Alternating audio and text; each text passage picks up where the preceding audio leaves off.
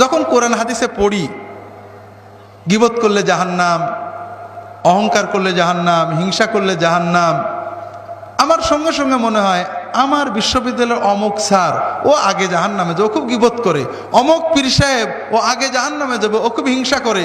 অমুক মৌলানা সাহেব ওর খুব লোভ, ও সবার আগে জাহান্নামে যাবে। কিন্তু আমি আব্দুল্লাহ জাহাঙ্গীরের জাহান্নামে যাবো আমার একবারও মনে হয় না।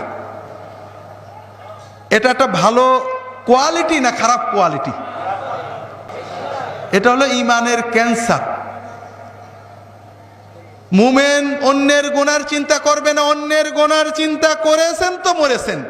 কার দাড়ি ছোট, কার বউ বেপরদা করে, কে খারাপ করেছে, এই চিন্তা শয়তান একবার আপনার ঢুকাতে পারলে অমুক দল খারাপ, অমুক পীরের মুরিদ খারাপ, অমুক লোক খারাপ, অমুক গ্রামবাসী খারাপ, অমুকের দাড়ি ছোট, অমুকের বউ বেপরদা, অমুক একদম ভালো না, এই চিন্তা একবার শয়তান ঢুকালে আর শয়তানের আর চাকরিই থাকবে না, ও অন্য জায়গায় চলে যাবে, আপনার কাম শেষ।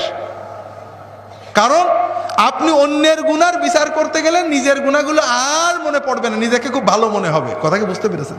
তাহলে তওবাও নসিব হবে না, আর আপনার অহংকার, গীবত আর আত্মগরিমার কারণে সব ধ্বংস হয়ে যাবে।